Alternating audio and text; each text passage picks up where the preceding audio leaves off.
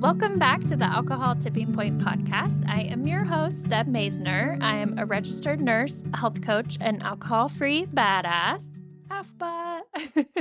Today on the show, I have Angela Magill. She is a registered holistic nutritionist and she specializes in cognitive and mental health. And we are going to talk all about sugar and cravings and how they might relate to drinking and when you're quitting drinking. So it's going to be one of the more helpful episodes to help give you tools. So, welcome to the show, Angela. Thanks, Deb, for having me. Can you give a little bit more of like an intro about yourself? Sure. So, like you mentioned, I'm a holistic nutritionist and I specialize in helping busy professionals with stress, anxiety, and depression through nutrition. So, finding natural ways to help with those mental and cognitive illnesses. Obviously, with that comes when you're dealing with stress, anxiety, and depression, when you're helping someone, substance abuse can come into that as well, such as like alcohol or pills. But mainly dealing with busy professionals, it's usually alcohol is usually included in the mix with stress and anxiety. Okay, very cool. And then you reached out to me specifically to talk about sugar cravings, but also just to kind of share your experience with drinking and how that's changed in your life. Yeah, I mean, like everyone, your relationship with drinking definitely has to reach a breaking point where you want to change and provide people that message of healing and help from your learned experience. Mine was not just an experience with alcohol. I had bulimia for 18 years. And the alcohol sort of crept in over the years. It wasn't necessarily something I started with. The alcohol probably crept in to help me deal with the stress and anxiety I was having of hiding this shameful eating disorder. So, like, I know most people talk about they start drinking in high school and that's when they get their first experience with alcohol. I was like that perfect, straight A student, never got grounded, never did anything wrong. Like, I was that person in high school, did not touch substances, did not touch alcohol. It wasn't really until I entered university that I actually had my first experience with alcohol. So I was actually of legal age. And, in university, I only really drank on weekends or, parties. It wasn't even really a social thing for me. It was more like specifically weekend parties. And it wasn't really until my late 20s or early 30s when I was in the workplace that alcohol really became more of a something I would gravitate towards at the end of the day, and it just like I kept gravitating towards it over and over and over again to the point where it was like, wow, I'm consuming, a liter and a half of wine every single night. On top of that, I was also dealing with my bulimia. So, like, I would have my bulimic episodes and then I would reach for the alcohol. And the two by the end were so entangled that I couldn't separate them. I had to deal with them both. I remember being in when I decided that I wanted to get help with my bulimia, being in the therapist's office, and she was like, "You have to give up both." And was like, "No, no, no." Like, I was still in denial about the alcohol thing. Like, I was like, "No, no, no. I just want to get rid of the bulimia. I don't want to give up the alcohol." And it took me, I don't know, 6 months to a year after that to be like, "No, I need to give up both." Mm, yeah. And how did you go about recovering? I mean, it's definitely not linear, I can tell you that. It wasn't like, I saw a therapist and, I went to treatment for 3 months and I was all better. It wasn't anything like that. I tried standard therapy. I tried outpatient programs, and this was mainly for my eating disorder, not the alcohol. And it wasn't until I actually enrolled in nutrition school that all the pieces kind of came together and I started self-healing myself through food and my nutrition. And then eventually the bulimic episodes started to get less and less, and the reliance on alcohol started to get less and less. So it definitely wasn't like this day I'm quitting drinking and that's it. It was like I would go 3 months and I wouldn't have an episode. I would go then 6 months and I wouldn't have an episode. Now I'm at almost 2 years. So it's been very progressive versus like black and white, cut and dry, like I just cut myself off and I'm good. Yeah, and thank you for sharing that. I think that a lot of people that struggle with alcohol and drinking also have some underlying disordered eating, especially women. It can be really common.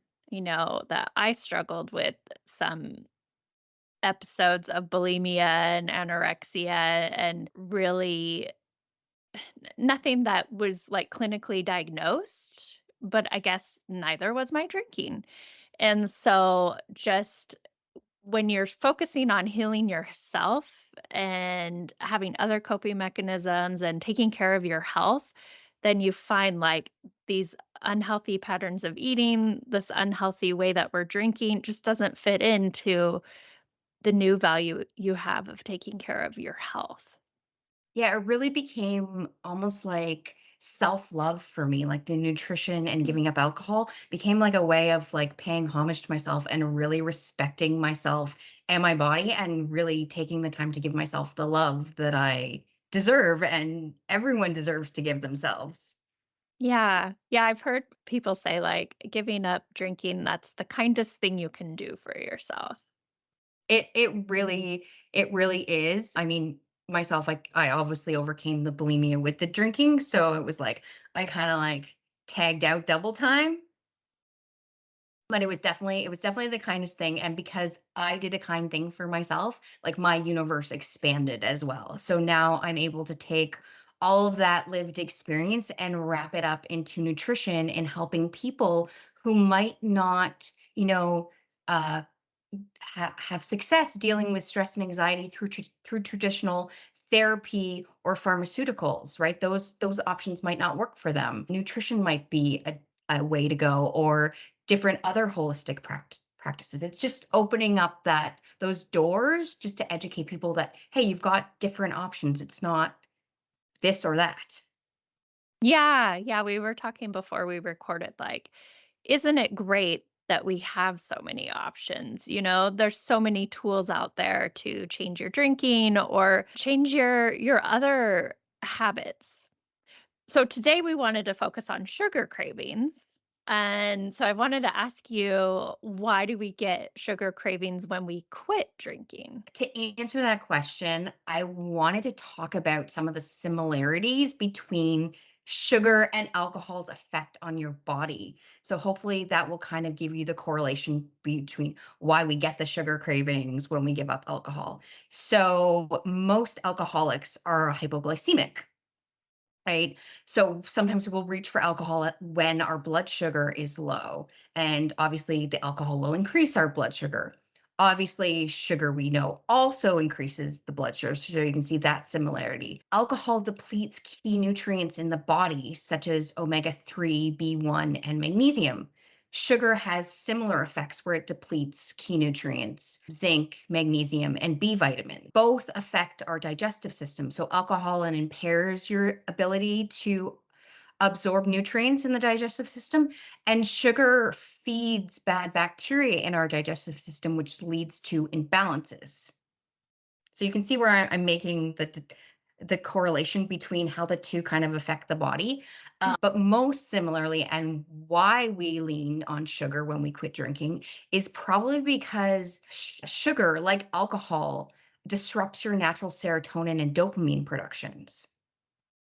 So we end up reaching for alcohol as a way of self medicating, right, to calm us down. People will also reach for junk food, refined carbs, and sugar when anxious, stressed, or depressed. This also makes it addictive like alcohol because you're using sugar to get that unnatural high, that increase in serotonin and dopamine. And of course, once the sugar wears off, you end up cranky and irritable. So you end up reaching for it again and again and again. It's sort of that same pattern that you might have had with alcohol, right? People giving up drinking at the end, like if they're used to having their 5 o'clock wine in the first 30 days, they might really be missing that. So they'll reach for something that's going to give them that same kind of hit or calmness. And so that might be sugar. So sugar has the similar effects on the body. So it just seems natural for us to substitute it for alcohol. In essence, you're basically just replacing one habit with another, albeit I would put alcohol in the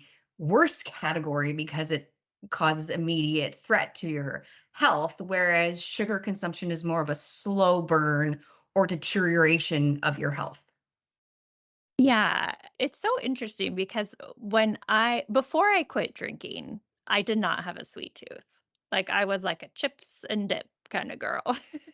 And I was kind of proud too, like, oh, I don't have a sweet tooth. I could go without cake or ice cream. And then when I quit drinking, whoo, that flipped around. Like then I really had the sweet tooth and, my body was on the hunt for dopamine and the quickest hit was sugar. Didn't you say when we were talking offline, you said like you attributed sugar to helping you quit drinking? Yeah, so if I was to give, like, my Oscar speech, I would hold up, like, my 3 years of alcohol freedom and just say, "I'd like to thank sugar for getting me through the first year of quitting drinking." Because for me, it was such a treat.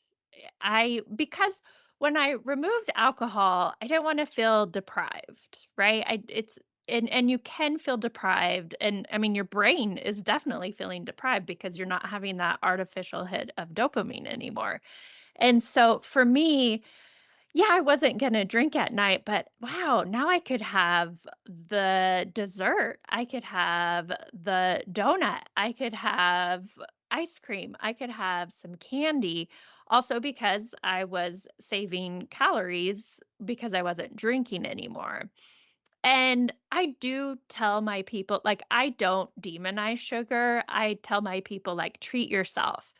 Treat yourself. I'd rather you have a donut than a DUI. I'd rather just, I don't want you to feel deprived. Now, as you get further and further away from alcohol, your body's not going to need that dopamine hit as much anymore. And then you can address your sugar cravings. Hopefully, you're like getting your dopamine hits from more natural things like that help your body create it, like exercise or walking, or your body's just naturally creating it. It's learned to recreate it on its own now that you don't have the alcohol. Yeah, yeah. So what's your advice for alternative ways to manage your cravings besides sugar or even your sugar cravings? Like what advice do you have there? The biggest advice I would have on managing cravings for drinking is getting your sleep under control. I know, Deb, you've probably mentioned this in the past, but like alcohol is detrimental to your sleep. It suppresses your melatonin production. So, a lot of people who have been relying on alcohol for a long time have very disrupted sleep. And so they're not in those like natural sleep wake cycles. And I know for me, this resonates with me personally because I started reaching for alcohol to self medicate as like that was my sleeping pill essentially, Mm. was to get me to sleep. Not this was like years ago before I realized like how detrimental it actually is for your sleep. So staying well rested will help with the melatonin production and will stop you from relying on alcohol. Thirst, some people don't realize this, but we reach for things, we have cravings when we're thirsty. And the body doesn't necessarily know the difference between thirst and hunger. And so oftentimes we're thirsty, but we're like, oh, I think I'm hungry, so I'm going to reach for something else. Address the thirst first. Yeah, address the thirst first. Another way that you can manage both the cravings is by stabilizing your blood sugar long term. And that includes integrating in proteins and really good fats in every meal because those will keep you satiated longer, keep you fuller, and will keep your blood sugar stable long. You can also manage particularly sugar cravings by introducing naturally sweet foods. So, like have tons of berries and apples and grapes and like sweet potatoes. Adding in spices like cinnamon, nutmeg, and ginger will also help because they enhance the flavor of your food. Cinnamon also has a natural sweet. to it, but also those particular spices that I mentioned, cinnamon, nutmeg, and ginger, help balance your blood sugar levels, right? So your blood sugar is less likely to dip, wanting you to reach for like actual sugar to bring that up. And to manage sugar cravings, you can try replacing it like with things that you have in your life. So if you have a coffee every morning, just look at how much sugar you put in it and you can start reducing that slowly. I tell people with sugar, it's sort of like alcohol. If you go off of it cold turkey, you will experience symptoms. So it's better to reduce it slowly than to just cut it out. Like, I've had people tell me they've gone off sugar cold turkey and they've like experienced sweats, like hot cold flashes. Their moods have been erratic and all over the place. They've had diarrhea. Like it's crazy. It almost sounds like they're giving up a substance. Mm. And is that related to, like, the dopamine and neurotransmitters getting reset? I would say yeah, and it's also like it's affecting other parts of your body. So sugar affects your digestive tract, so it also affects like the neurotransmitters. So it just will kind of put you in haywire, just like alcohol. Do you know what I mean? It doesn't just affect one thing in the body, it kind of trips a whole bunch of different things. So, are we more worried about added sugars than natural sugars? I mean, because sugar is in so many things, like our fruits and even, some vegetables and, there is a small amount of sugar. So, is it the added sugars that we should be more concerned about? Yeah, I would. So I know you're going to ask me this question, but like, should we be demonizing sugar? And the bigger question is what you just asked is, should we be demonizing what we've done to sugar, like how we've added it to everything, how it's basically been industrialized, and I'm not just talking about the obvious things like candy and cookies and cakes, like it's been added to all processed and packaged foods, cereals, granola bars, your salad dressings, tomato sauce, bread, dairy and non-dairy products, sports drinks. I mean, I could keep going. Luncheon meats, pastas, crackers and chips. It's in everything. And not only is it in everything, but it's also disguised under various names. So you have, like, if you look at your package, it has sugar, but you could have glucose, fructose, sucrose, dextrose, maltodextrin, high fructose corn syrup, brown sugar, cane sugar. Like it comes under so many names. So we've put it in everything and we've labeled it so that it's no longer identifiable. So, for instance, if you reach for like a sandwich, you're like, I'm hungry, I'm going to have lunch, I'd like a sandwich. And you just, bread, pickles, luncheon meat, mayo, you think tomato, great, this is healthy, but it's filled with refined sugar because it's been Mhm. added to all of those things. The World Health Organization actually recommends limiting sugar intake to less than 10% of your total energy intake for your overall diet. So that equates to about, for a 2000 calorie diet, you'd be looking at 200 calories or 12 tablespoons from sugar. So if I relate that back to the sandwich, 2 servings, so 2 slices of store-bought white bread is 3% of your daily sugar intake. So now you only have 10% left, and that I'm not including the other things that you've added to the sandwich, like the pickles and the mayo and the deli meats. And then, of course, you have the sandwich, so you wanna reach for the cookie, I right? So like a it's sandwich with chips and that's what I would do, but I do like the salty sweet taste, and I do feel like you have to combine it, I'll have something kinda salty or that sandwich, and then I will kinda be conditioned to be like, "I need to follow this up with something sweet." So the cookie could come into play too. Yeah, but the cookie may not come into play for you, but it might come into play for other people. So people think when they want to give up sugar, it's just giving up that cookie or that candy, but you have to look at what it's in its entirety. And do I think we should demonize All sugar? No, because I think natural sugars are great. Fruits, your high starch vegetables like sweet potatoes, even rice, even natural honey and maple syrup. I don't think those things should be demonized. I think it's more looking at what we've done to sugar and how it's like hidden in everything. Mm. Yeah, okay. So really the added sugar. Well, you had mentioned eating cravings and tying it into sugar. Now, is sugar making your drinking cravings worse? I so can make the correlation between it could be making your drinking worse.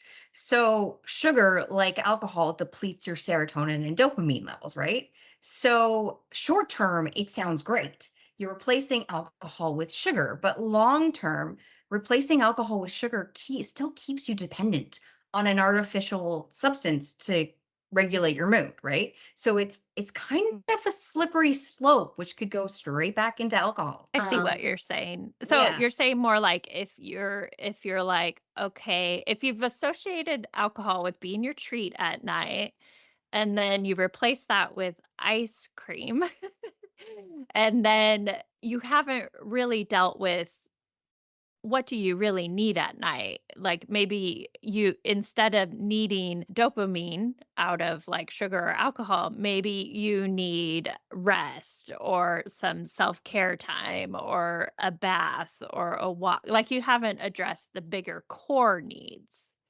Yeah, exactly. And one of the core needs that is also a nutrient deficiency. So sometimes we rely on alcohol not simply because, we're genetically predisposed to be alcoholic or because we're trying to deal with like we're self-medicating from a mental health issue. It could be because of a nutritional deficiency. So for instance, the mineral magnesium, which is the body's natural relaxant. It actually works like Valium on the body. If you're low in magnesium, you might want to replace that relaxation effects that you would get naturally from having enough magnesium with alcohol or sugar. How the catch 22 with that is alcohol and sugar both deplete your body of magnesium. So thereby, if your nutritional deficiency, you might be actually relying on if you fix that nutritional deficiency, you might be relying on the substances less.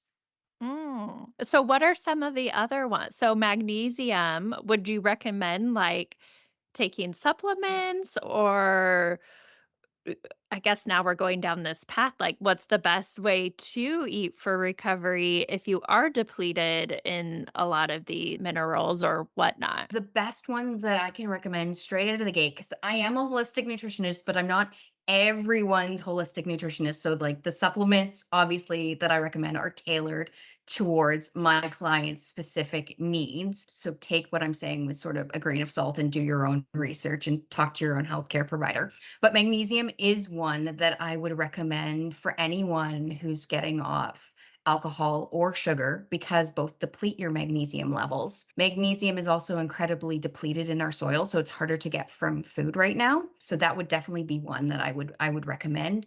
B vitamins to me are also a great kind of catch-all because B vitamins provide not only calmness for the body, but then you've got your B9s and your B12, which provide energy.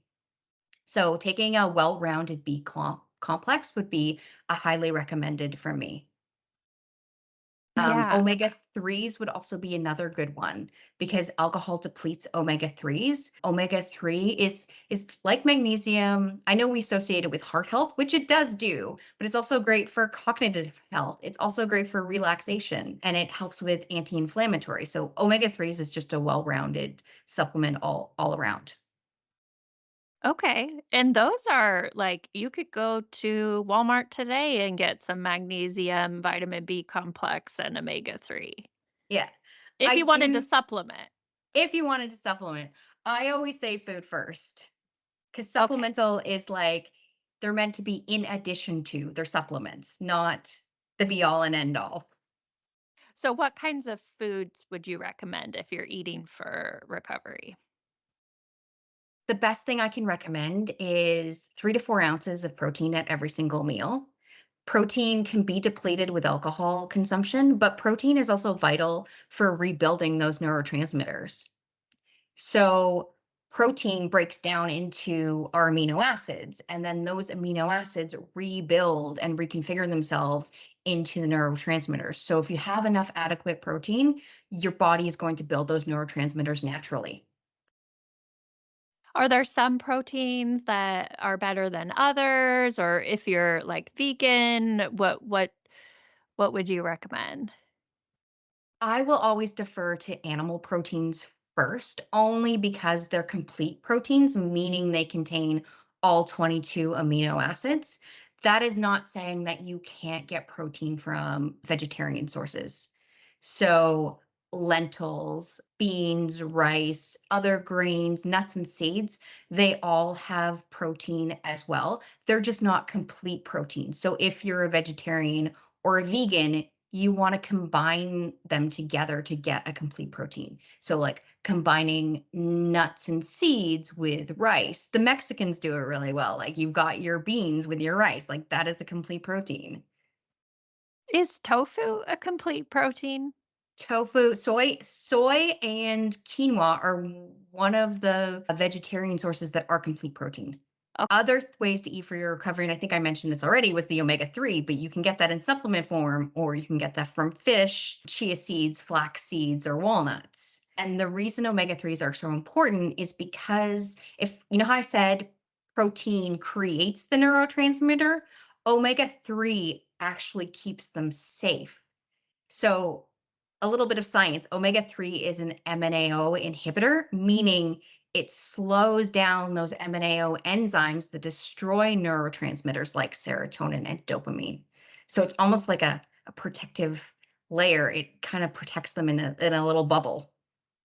yeah, that's what I think of it as, like a Yeah. little lipid bubble. A little lipid protection bubble for your for your feel good chemicals. The best ways to eat for recovery, tons of fruits and vegetables, like so many fruits and vegetables. They all contain so many great minerals and vitamins and like everything your body needs, especially your poor liver, which has been under attack.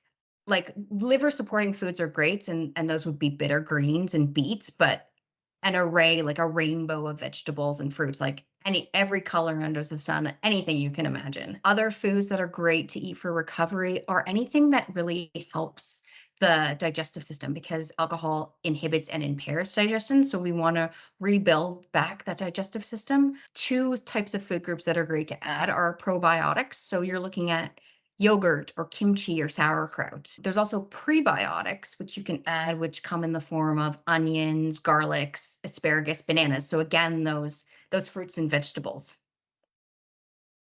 I You mean, really can't I was gonna say, you really can't go wrong if it's out of the ground. If you exactly, can and get it out of the that ground. that's how I was going to summarize it, was like it's not complicated. Just it's whole foods, like foods that are found in naturally in nature, foods that you recognize by one name. Mhm. Very cool. What else do you have to say about, like, people who are giving up drinking and are having more sugar cravings, or other advice do you have? If you honestly, I would lean into the like, you wanna give up the alcohol first, so I would say lean into the sugar cravings, and don't be hard on yourself if you have those sugar cravings at first. It's totally natural, it's okay. Your body's trying to adjust to this new norm that you're trying to create for it. So, be compassionate with yourself. And then when you're kind of over that hump, and you'll know when you're there, right? Like, I'm not going to say it's going to be in 30 days or 60 days or 90 days. Like, it all depends on the person. When you feel like you're in a better space, like things in your life have started to change, like you'll know, you know what I mean, Deb. Like, you'll notice the natural shifts in your life. Maybe then you might consider reevaluating your relationship with sugar. Yeah, yeah. I always recommend, like, okay, you're just removing alcohol first. Just focus on that because that's going to make everything else better. And then further down the line, if you want to change some other habits, then you can address that. But for now, like, that's all we're doing. That's all we're Yeah. focusing on. Most people tend to take this like all or nothing mentality, like it has to be perfect and I have to do it all at once, but it's not. It's more about progress versus perfection and, feeling your way through it and experiencing it for yourself and then being like, okay, I think I'm ready to do this now. Like with alcohol, you normally there comes a time where you've decided like enough's enough. I'm done. I'm out. And it's a decision you've made. It's sort of similar with sugar or any other habit. Like you're like enough's enough. I'm done. I'm out and I'm going to work towards making steps to, either cut that out, add things in, make my life a little bit better, or change it however, feels natural for me. Mhm. I agree. I might throw this at you, but I just thought of it. What do you think about artificial sweeteners? Neurotoxic. That Uh-huh. well, one word, neurotoxic. And I'm assuming you're talking about like aspartame or Splenda, that kind of Well, both, because there's some plant-derived, like stevia, and then, there's your Diet Coke artificial sweeteners. the artificial sweeteners, I'd be like, throw them in the garbage. They shouldn't even be consumed. They aren't even fit for they don't even fit for the garbage. But natural plant derived ones, I'm on the fence about, like, honey and maple syrup, absolutely. Like, anything that you can find in nature with the stevia or, like, the monk fruit or things like that, it would to me, would depend on all about how it's processed Yeah. versus, like, research does show that they don't spike your blood sugar. Mhm. So, if you were diabetic or hypoglycemic, those would be ones that I would go to first, like the plant-derived one, if you're like, "I really need something." Yeah. I'll just share my thoughts because people that know me know I love my Diet Coke, and actually, that became another sort of treat for me, if you will, because I was like, "Okay, well, I'm not drinking alcohol, so Imma have my Diet Coke." Do you feel like there is some research, and maybe it's funded by the artificial sweetener industry, kind of like alcohol research. But there has been more research showing that artificial sweeteners aren't as bad as we originally thought. They're not good, but not as bad. Now, I do work with a lot of I work in corporate health and wellness as a registered nurse and health coach, and I do work with a lot of people with diabetes or weight problems or whatnot. And I would rather them be having the artificial sweetener than the sugar. I mean, there you would be amazed at the people who just cut out their Pepsi, like having a six-pack of Pepsi a day and switch to Diet Pepsi and lose a tremendous amount of weight, because, again, I think you're looking at the pros and cons of both. Not saying that you have to decide or whatnot, but is it better to be overweight and have diabetes and drink sugar, or is it gonna be better long term to lose some weight, s lower your A1C, and, have overall better health markers, better lab results? So, I do like to just add that in. People can do their own research, but I also, we had talked about, like, you really are anti-sugar, not, I mean, for lack of a better word, like, you're like, "Okay, sugar is bad and artificial sweeteners are bad," and I'm kind of, like, trying to find, like, a middle ground and having people make informed choices about what they put in their body. Yeah, and I love that because I don't think like my one way of thinking is the be all and end all. Like, does that work for me? And might it work for someone else? Or does having sort of a more moderate intake of sugars and, not and artificial sweeteners work for someone else? I think it's all about people taking what they need for their own individual needs and figuring it out for themselves. Because one of us is like, we're unique in our own specific way. Even your children are unique from you. So it's all about individuals finding out. I just like to provide the information and then you do with it what you will. Yeah, yeah, and I think that's the great thing, it's that there are so many different ways to treat. alcohol use. There's different ways to treat diabetes. There's different ways to treat, your sugar intake. There's different ways that we can think about it. And we don't have to be black and white, and we can change our minds. Like, just because you believe one way, yeah, I mean, thinking about all the years that I believed like alcohol's great, there's nothing wrong with it, right? I can change my mind and be like, you know what? Alcohol sucks. Alcohol is a poison and a carcinogen, and it's not good for our health. And you see science kind of slowly changing their minds about different things, but with that, I mean, science isn't black and white either, and I think a lot of people think it is. And just think about like the journey of the egg. How eggs are good, no, eggs are bad. LDL cholesterol's bad. Oh, maybe it's not as bad as we thought, or would take any of these topics and you'll have extremes. So it's kind of finding the middle ground. Yeah, it's all about finding what works for you, and I love that message. Even with like sugar, artificial sugars, I have tons of recipes and stuff that I have altered to, make.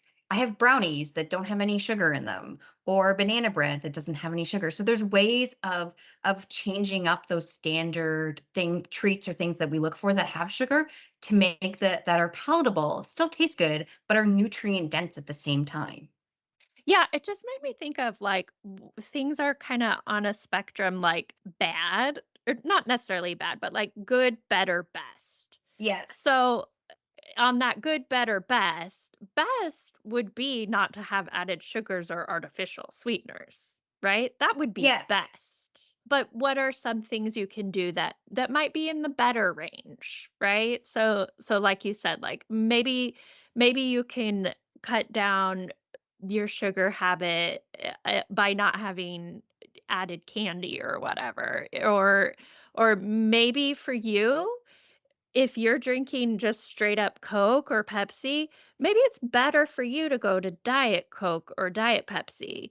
And then maybe if you're drinking Diet Coke like me, my best would be switching out to something, like a seltzer or something that doesn't have artificial sweetener. So it does kind of give you some room to get to what is best for your health.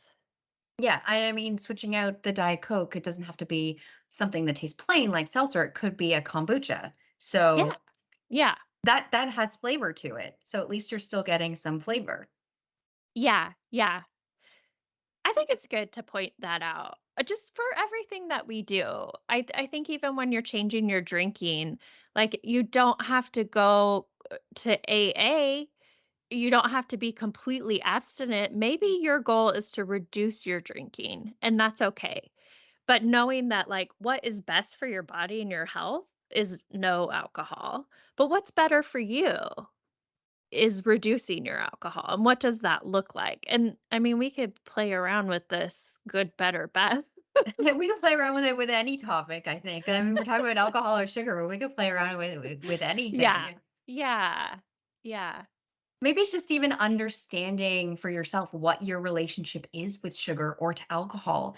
And then, coming to terms with how either of those integrate into your life and how they make you feel as a person or affect you overall.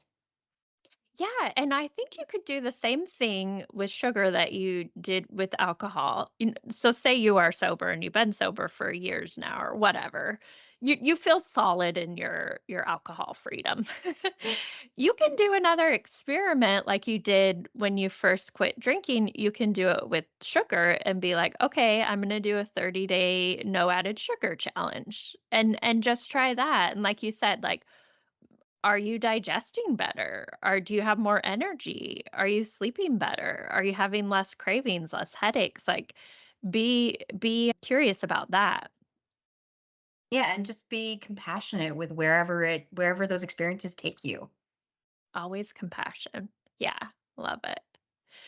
Well, thank you, Angela, for being on the show today and talking about sugar. How can people find You can find me via my website, which is nutritionwithangela.com, or on Instagram, which is the same handle at nutrition with Angela. Oh, perfect. Okay. I'm glad you said that. I will put those links in the show notes. And yeah, just want to thank you again. And if you're listening, like Angela said, have compassion with yourself. Because this is about drinking, this whole podcast, just remove the alcohol first, and then you can go on and address other habits you want to change as well. Thank you so much for listening to this episode of the Alcohol Tipping Point podcast. Please share and review the show so you can help other people too. I want you to know I'm always here for you, so please reach out and talk to me on Instagram at Alcohol Tipping Point, and check out my website, alcoholtippingpoint.com, for free resources and help. No matter where you are on your drinking journey, I want to encourage you to just keep practicing, keep going. I promise you are not alone and you are worth it. Every day you practice not drinking is a day you can learn from. I hope you can use these tips we talked about for the rest of your week, and until then, talk to you next time.